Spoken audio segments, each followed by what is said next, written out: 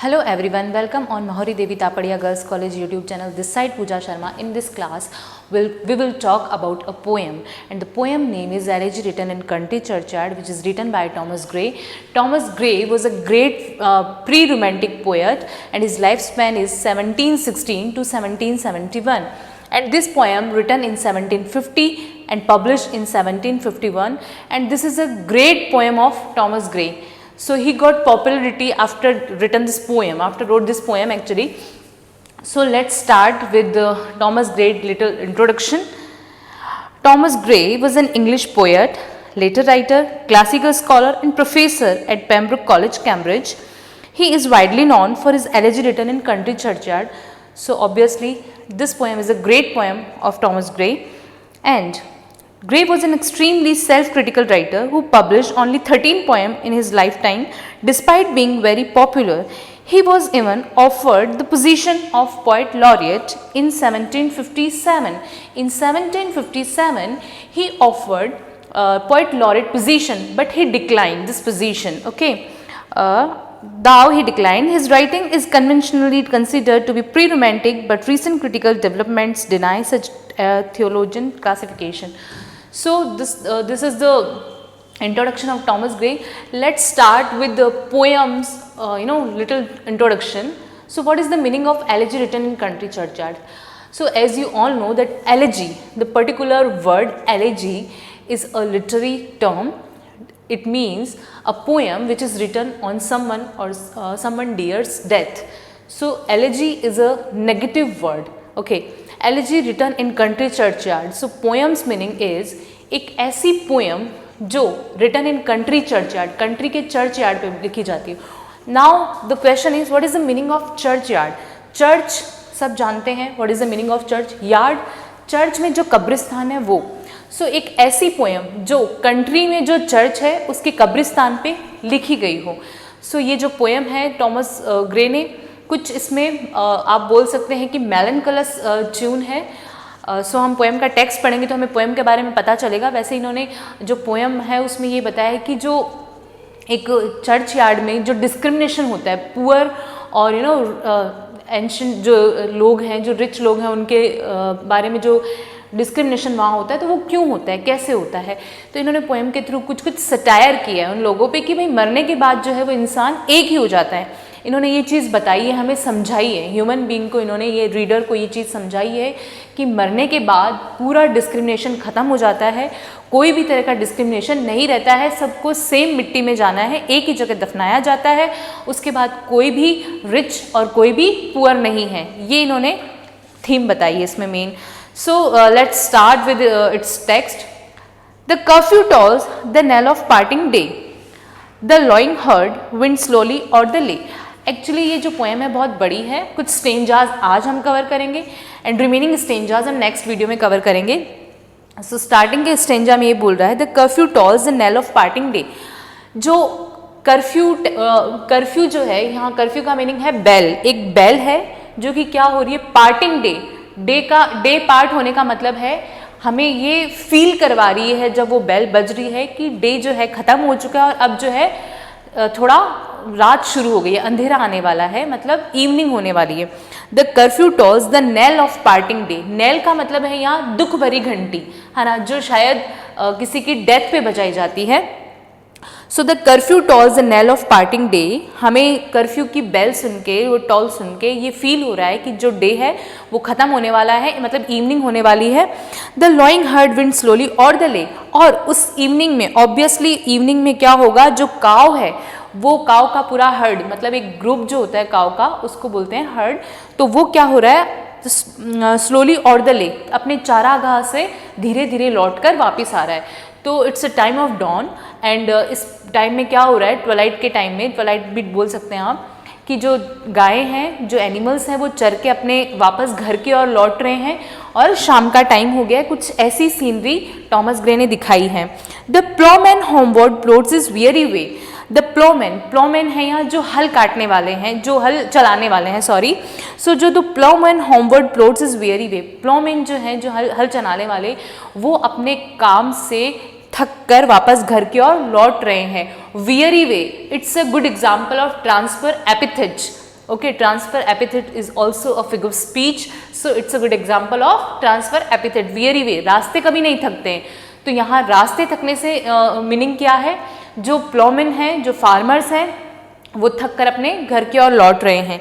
The ploughman homeward plods his weary way and leaves the world to darkness and to me, and leaves the world, और इस world में सिर्फ darkness को और मुझे छोड़ दिया है.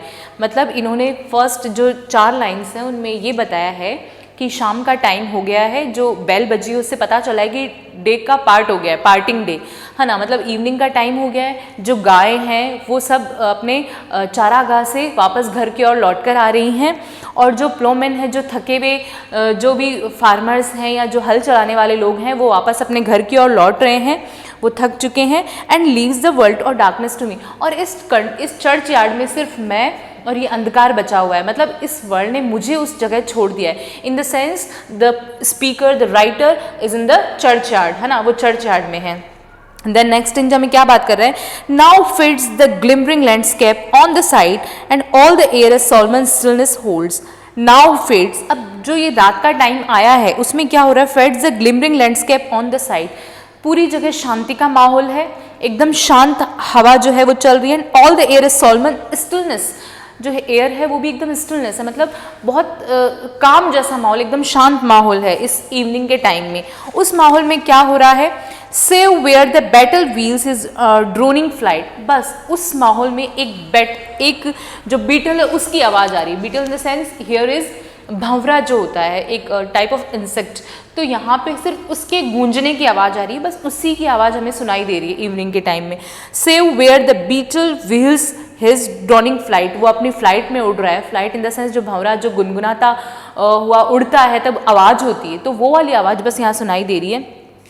एंड ड्राउजी टिंकलिंग लल द डिस्टेंस प्लॉट्स, और क्या हो रहा है, एंड ड्राउजी जो है मतलब जैसे हम बोलते हैं कि I am feeling drowsy, in the sense I am feeling sleepy, तो ऐसे ही जो ड्राउजी वाली फीलिंग में कौन है, गाय भेड़ बकरियां जो भी शाम के टाइम में अपने घर पे आ रही है वो drowsy in the sense they are tired, वो थक गई हैं पूरे दिन चर के, तो अब वो वापस घर की ओर आ रही. तो जब वो आ रही है तो क्या हो रहा है, उनके गले में जो घंटी बंधी हुई है उसकी आवाज़ भी सुनाई दे रही है, क्योंकि शांत माहौल है, एकदम शांत माहौल में हमें भंवरे की आवाज़ सुनाई दे रही है. और किसकी आवाज़ सुनाई दे रही है, जो गाय भैंस बकरियां जो भी चर कर आ रही है उनके गले में जो घंटी बंध रही है उनकी आवाज़ सुनाई दे रही है.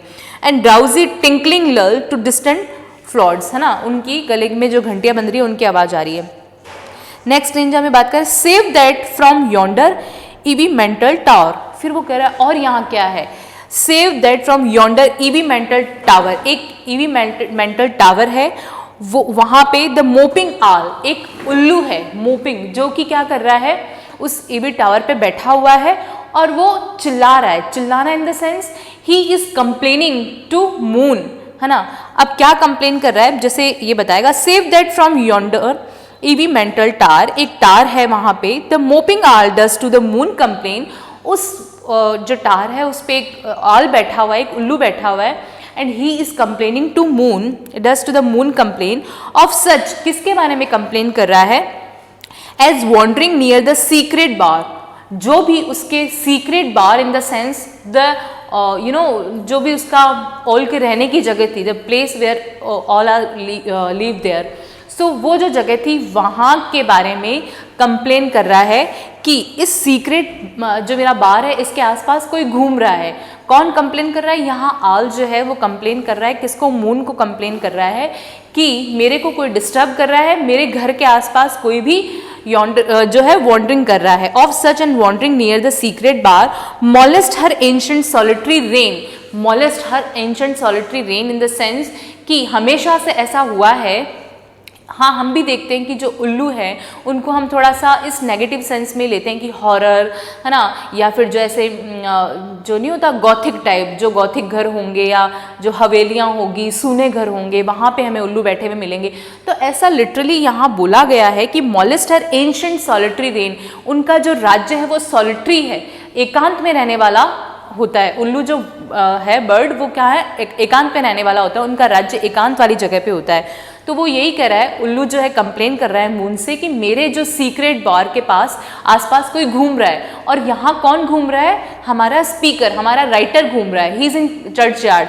सो इनडायरेक्टली वो किसको कंप्लेन कर रहा है, हमारे स्पीकर की कंप्लेन कर रहा है। The moping owls does to the moon complain of such as wandering near the secret bower molest her ancient solitary rain.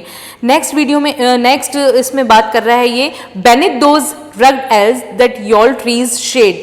अब एक पेड़ के बारे में इसने बात कर रही है, रग्ड एल्म्स, उस पेड़ का नाम है एल्म्स, वो रग्ड है मतलब खुरदरा पेड़ है, दैट यू ट्रीज शेड। अब उस यू ट्री की शेड में और उस खुरदरे पेड़ पे where heaves the turf in many a mouldering heap each in his narrow cell for ever laid. अब क्या हो रहा है, जो यू ट्री है वो और जो ये रग्ड पेड़ है उसके शेड में क्या हुए हैं, सेल्स बने हुए हैं, मतलब जो कब्रें हैं लोगों की वो उन पेड़ के नीचे है, नैरो सेल्स बनी हुई है, छोटी छोटी नैरो सेल्स बनी हुई है, और उनमें जो है इंसान को दफनाया जा चुका है। Beneath those rugged elms that yew trees shade where heaves the turf in many mouldering heap. Many mouldering heap मतलब बहुत सारे लोगों की कब्रें हैं वहाँ, each in his narrow cells for ever laid. और हर इंसान, हर जो मर चुका इंसान है वो ईच उसके लिए बोला गया इन हिज नैरो सेल्स, वो अपनी नैरो सेल्स में मतलब अपनी कब्रों में है, और फॉर एवर लेड, और हमेशा के लिए सोया हुआ है। The rude forefathers of the hamlet sleep हो, हमारे पूर्वज, फॉर फादर्स मतलब हमारे पूर्वज, हैमलेट स्लीप मतलब वो पूर्वज हमारे यहाँ सोए हुए हैं। तो यहाँ जो है क्या एटमॉस्फेयर बताए कि एक उल्लू है वो कंप्लेन कर रहा है मून से कि मैं जो हूँ यहाँ पे इसके आसपास में इसके जो एंशंट प्लेस है जहाँ ये रहता है वहाँ घूम रहा हूँ, उसके सॉलिटरी रेन पे मैंने डिस्टर्ब कर दिया है, तो वो ये कंप्लेन कर रहा है। और जो वहाँ ट्रीज़ हैं उनके नीचे नैरो सेल्स बनी हुई है, मतलब कब्रें बनी हुई है, और उन कब्रों में हमारे फोर फादर्स हमेशा से सोए हुए हैं, लेटे हुए हैं। देन क्या बात कर रहा है वो, the breezy call of incense breathing मॉन। अब थोड़ा सा उसने थोड़ा वहाँ के एटमॉस्फेयर के लिए बता दिया कि जो हवा चल रही है उसमें खुशबू सी फैली हुई है। The breezy call of incense breathing मॉन, है ना, थोड़ी हवा सी चल रही है। द स्वेलोज ट्विटरिंग, अब मॉर्निंग का टाइम आ गया, एक्चुअली इतनी देर बात हो रही थी हमारे इवनिंग के टाइम की, कि इवनिंग के टाइम में जो है बैल बजी है, जो भेड़ बकरियां हैं वो चढ़ कर आ रहे हैं, जो किसान है वो थके हुए अपने घर पे आ रहे हैं।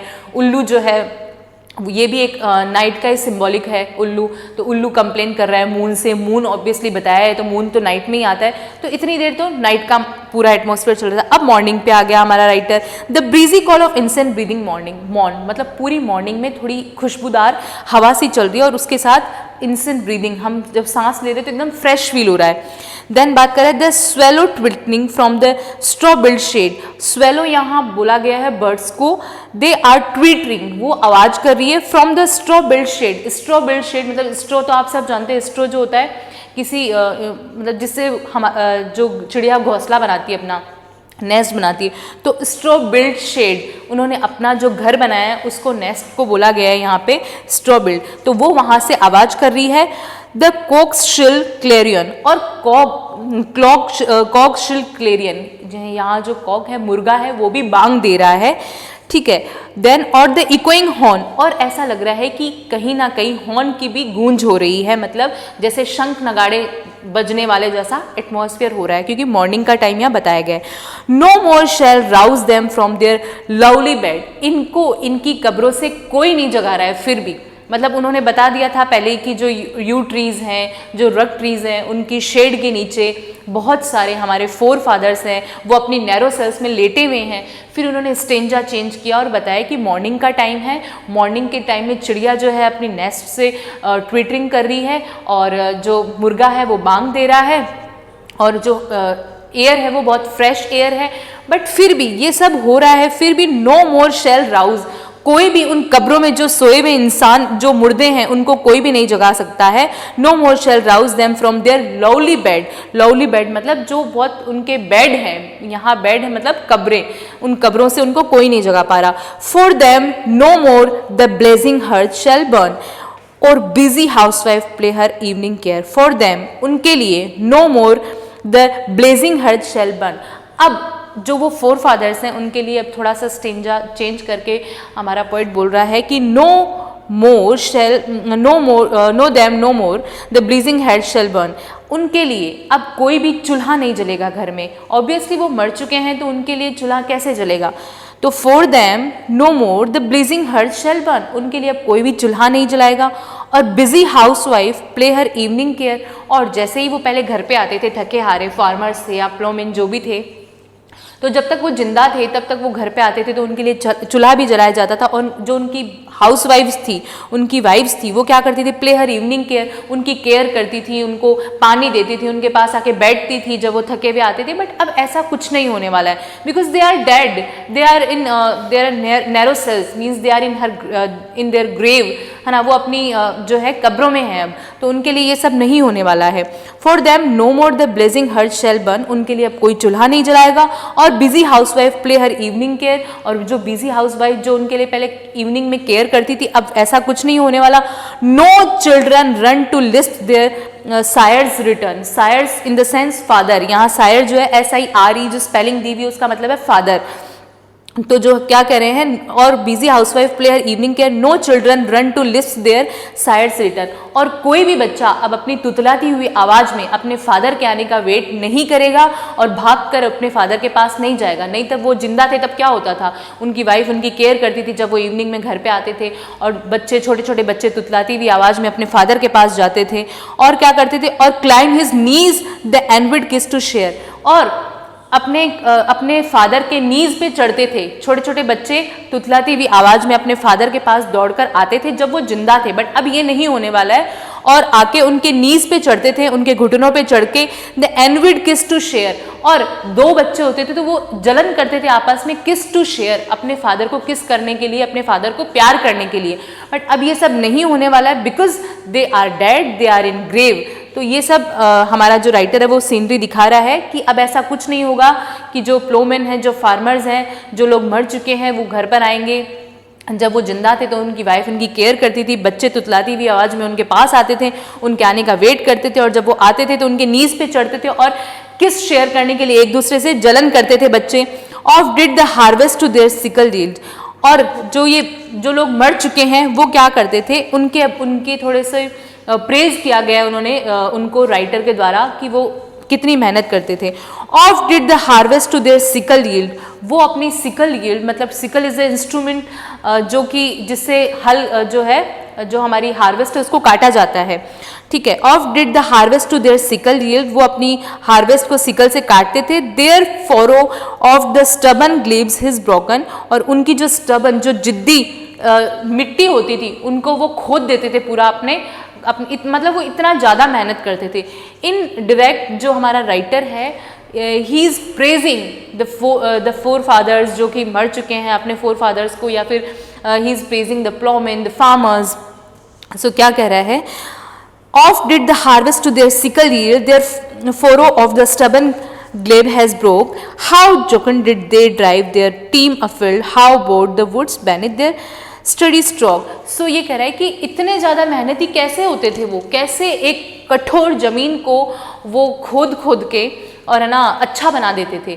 सो ये इस स्टेंजा में उसने क्या किया है, प्रेज किया है। तो आज हमने स्टेंजास कवर कर ली, कुछ रिमेनिंग स्टेंजा हम कल की वीडियो में कवर करेंगे। आज हमने क्या पढ़ा, आज स्टार्टिंग में जो है हमारा जो पोएट है टॉमस ग्रे, वो क्या कर रहा है, उसने सीनरी दिखाई है इवनिंग के टाइम की सीनरी उसने दिखाई है कि इवनिंग के टाइम में जो है गाय जो है अपने चारागाह से लौट कर वापस आ रही है, वो ड्राउजी फील कर रही है, और जब वो वापस आ रही है तो उनके जो गले में बंधी हुई जो घंटियां हैं, गाय है या जो भी एनिमल्स हैं जो चर कर वापस आ रहे हैं, उन घंटियों की आवाज़ हो रही है। इवनिंग के टाइम में माहौल स्पेशली चर्च यार्ड में एकदम शांत है, कोई भी तरह की एयर की भी आवाज़ नहीं, बट वहाँ भी एक भंवरे की आवाज़ उनको सुनाई दे रही है। और एक उल्लू बैठा हुआ है जो कंप्लेन कर रहा है मून से कि उसके जो सॉलिटरी रेन था उस पर किसी ने कब्जा कर लिया, उस पर किसी ने उसको हथिया लिया है, मतलब कोई उसको डिस्टर्ब कर रहा है। और वो डिस्टर्ब कौन कर रहा है? जो हमारा पोएट है वही बैठा है वहाँ पे कंट्री चर्चयार्ड में अकेला, क्योंकि उसने स्टार्टिंग की जो लाइन है उसमें बोला भी था कि इस डार्कनेस में मैं हूँ और ये वर्ल्ड है, मतलब इस वर्ल्ड ने मुझे छोड़ दिया और डार्कनेस को छोड़ दिया है, मतलब मैं और डार्कनेस दो ही इसी जगह हैं। तो ये हमारा आज का स्टेंजा चल रहा था। फिर उसके बाद में बात करी थी कि जो फॉर फादर्स हमारे मर चुके हैं, उनकी जो वाइफ्स है वो जो केयर करती थी उनके लिए, अब वो वैसी केयर नहीं होने वाली है। उनके बच्चे उनके पास आने के लिए जलन करते थे एक दूसरे से, उनके किस शेयर करने के लिए, अब ऐसा कुछ नहीं होने वाला है। सो वो उनकी पैथेटिक कंडीशन दिखा रहा है। उसके बाद में वो प्रेज कर रहा है जो प्लोमेन है, उनकी मेहनत को प्रेज कर रहा है कि वो कितने मेहनती हुआ करते थे। तो आई होप आपको ये जो आज हमने स्टेंजास पढ़े वो समझ आ गए होंगे। रिमेनिंग स्टेंजा हम कल की वीडियो में पढ़ेंगे। Till then you read this text, especially elegy written in country churchyard. Okay, thank you so much.